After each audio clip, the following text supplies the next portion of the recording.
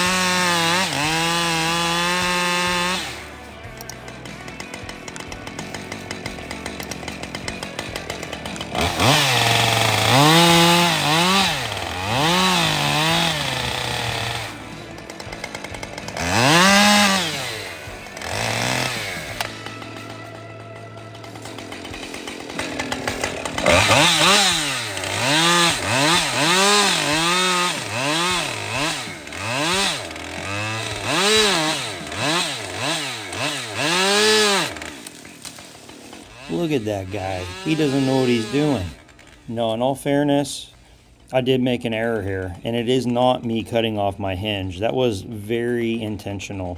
I do explain that a little bit later, but what I did do wrong is I was standing on the wrong side of the tree. So just wanted to go ahead and clarify that because if you're new to the channel, that is not a practice that generally is done. But like I said, I will explain why I cut that tree off of the stump as it was coming down. So I hope that helps. Don't bail on me yet. This is a good video.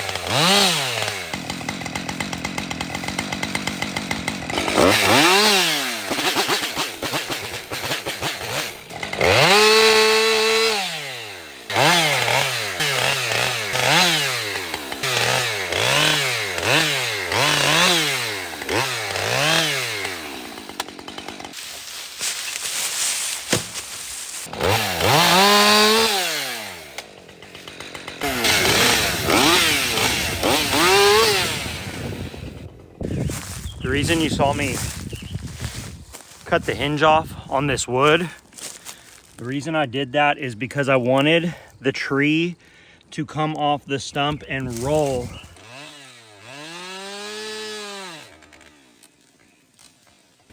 Because had it not rolled, it could have easily just kept on its hinge and hung up. And I wanted it to come off and roll whichever way necessary. Of course, they do it on a larger scale, but this is something I've learned from guys like Timber Cutting, Patriot, and Boys in the Woods. They cut hardwoods in forests more like mine, and there's a lot of opportunity for those things to hang up.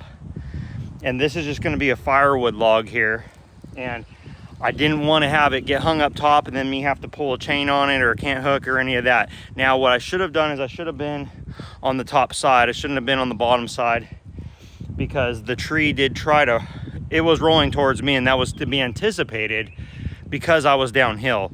So that was poor planning on my part. It was also to do with the fact that I had the camera over there, so I was trying to make sure you all can see what's happening.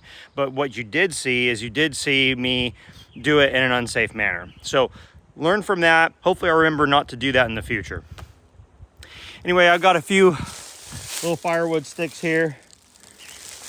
We'll use that up. That's a perfect use for that 545 saw right there. I'm gonna get to doing post hole digs for the shed here. We're gonna come out here 8 foot, come out there from 8 foot, and in the middle 8 foot. I will bore a few holes in the ground here.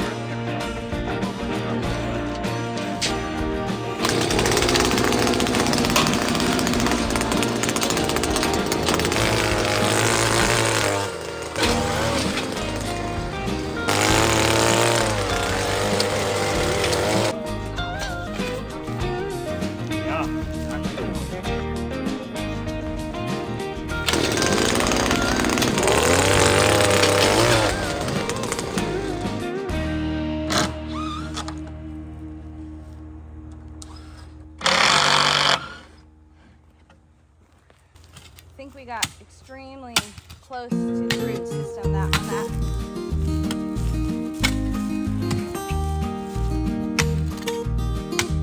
You should see the machine they were digging holes with yesterday for the poles. They got to go 5 foot down. Yeah. Wow. It was awesome. We would be done already.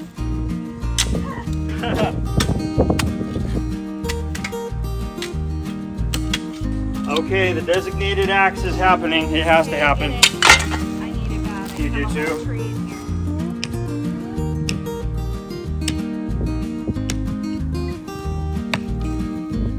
I saw sparks on that one. Yeah, Well, we had a family of trees.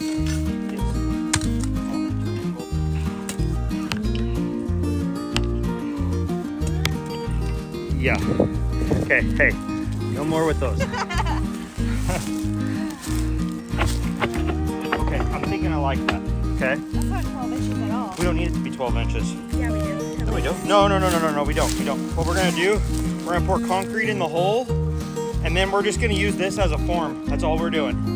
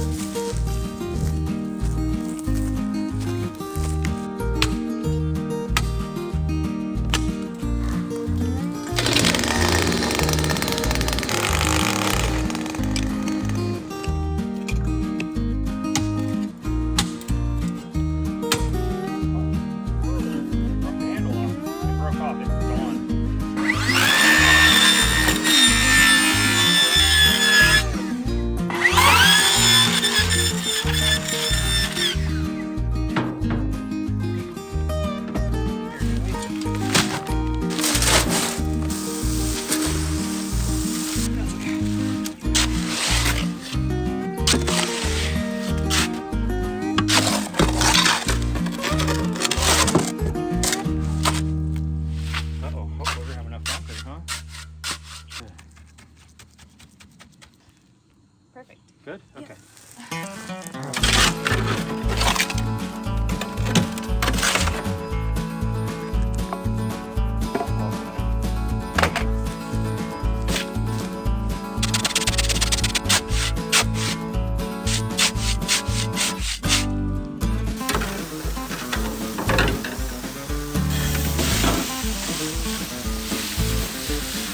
It's awesome how concrete rinses off, isn't it?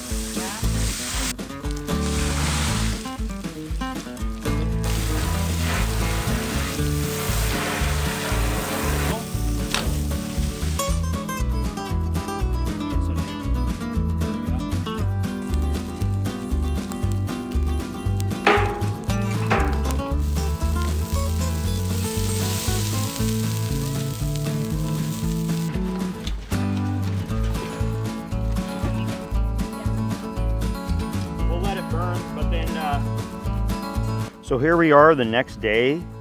We've got our 3 sonotubes poured. They're hard. You may have noticed that the tubes are cut at essentially 1 foot. The reason for that is because my ground is very stable. Yes, I am not at frost level or below frost level. We very rarely freeze past 12 inches here in Oklahoma, but I believe that this base right here is going to be sufficient for these 6x6 posts for a storage shed. It's also going to be tied to the larger structure, and I'm not an engineer. This is not designed. This is homesteading, not build it to code in your area type of a video. I want this building to be safe. I want this building to be long-term. However, I also need to do it affordably. We talked about the cost at the intro there, but the day of age that it is, cost is just an issue. These 3 sonotubes here, I used 6 bags of 80-pound concrete, 1 4-foot section of sonotube. That was pretty pricey, everybody. And I also bought the 3 brackets. So 6 bags of concrete, the 4-foot section of 12-inch sonotube, plus the 3 brackets to be able to mount my 6x6 posts to the top of them. That's not even hardware. That's not even the fasteners. I didn't have to buy those because I already have those. But those items was over $150 here in rural Oklahoma. You know, you think that when you start a project, you know, your mindset is often thinking about the way it was. Going just making a hole and cutting 12 inches of tube and using 1.5 bags per tube here. The concrete wasn't the expensive part. It was the brackets, really. I mean, those things were pretty pricey, but still, you would think this would, I was thinking in my head, it'd be $100. That's all it's to it, you know. Luckily, I have sawmilled material that I'm going to be using. I have 2x4s and 2x6s left over from my house build that I'm paying for in storage. So I'm going to be able to utilize those. But it's still astonishing how expensive it is. Now, guys, I'm not a construction expert. I built my house in a standard way for a stick-built house, but structures like this, I just kind of wing it like on a homestead. Okay, so this right here, you can see this is done quite differently than what I'm going to do on this next one. I have 4x4 posts. These were treated. They are not treated posts, but these were treated before I buried them. And then there is every 4-foot square has support throughout the entire structure. Okay, this structure is pretty sturdy feeling, but a majority of the posts are just in these blocks like this, sitting on top of the ground. However, I do have the corners are anchored on all 4 sides. I did this just for some sheer strength this way. Is this all to code? Absolutely not. You wouldn't build a deck like this off of a house. I just basically have fasteners going through the side. There's no other support. This is all basically put together with deck screws. Would I build my house like this? No. Will I build a shed like this? Absolutely. Now, on this next phase of the structure, what's going to happen here, I'm mounting another ledger, kind of almost like a deck. I'm basically building a deck on the side of this structure. I'm mounting another 6x on here. I'm going to affix it to the side, and then I have joist hangers that I'm going to be mounting on this side. The reason why I'm using those joist hangers is because that's what I have. I already have them, and I'm not going to be able to drive fasteners from this side into them as effectively as I would have in this scenario here. The other side is not going to be done like that, and this is just what I'm thinking about. The other side is going to be done very similar to this. I am going to go ahead and butt my material into the rim joist on that side, and I will fasten it this way, and I may even drive some toenails in on the inside. I don't know yet. It just depends on how I feel at the time. The reason why I'm doing that is I don't want to spend any more money on more stuff, because this is meant to be a budget storage solution. This is not a structure to live in. This is not a structure we'll be spending a significant amount of time in. Let's see how it holds up to the storms. Okay, so what I will be doing is mounting 6x6 posts, 3 of them along this side. I'm going to use the largest material I have. If I have 2x8s or 2x10s for this outside edge, I will use them. If I don't, I will not use them, because again, I'm doing it how I can do it with the materials I have. The goal is to do this affordably. Again, this is not a how-to video. This is a video about how the Okie Woodsman is doing this in rural Oklahoma on a budget. I would love to build this thing really, really, really, really well and really, really stout. Unfortunately, I don't have that option currently due to budget limitations. And I think many of you can understand that. No doubt there's going to be people that watch this and say, you should have done this, you should have done that. You can't do this, you can't do that. Well, I can, because I'm in rural Oklahoma. And while I want stuff to be safe, I also am going to be reasonable about it. And I'm not going to, I don't want to build something that racks. If I get up in this thing and it bounces like a trampoline, I'm going to be restructuring, okay? But if this thing feels good when I get in it and I start loading this thing up, I think I'm going to be able to tell whether or not it's a good idea or not. What I am going to do is I'm not going to affix my rim joist to the edge of posts like this time. They're going to be on a seat. I'm going to cut a seat in the 6x6, much like I did on the deck. Well, my cats have scratched the crud out of this from climbing this up. Anyway, you can see what I did. This was a 6x6 post. I cut 1.5 inches and 1.5 inches. And these boards are sitting on a seat. That's what I intend on doing on this shed. Okay? So again, is this the method that you use for code? I do not believe so. I believe they require through bolts and all that. Now, what I figure is if this ever becomes problematic, I can go ahead and pull these out, drill a through bolt in, and sandwich this. This is just what I had at the time. So this is what I'm going to construct this one like. And then I will be using, oh man, hey buddy, gosh dang, that scared me. All right, so I will be using these hangers on that as well. If you notice that this is not a 2x6, this is I believe a 2x8, but I used 2x6 floor joists across here because the span is only 4 foot, and it feels very good on the other side. I did use mostly the right fasteners. I believe the shear strength on these fasteners is more than on these. I just ran out towards the end. These are very expensive fasteners. Again, this is not a how-to, this is a how I'm doing it type of video.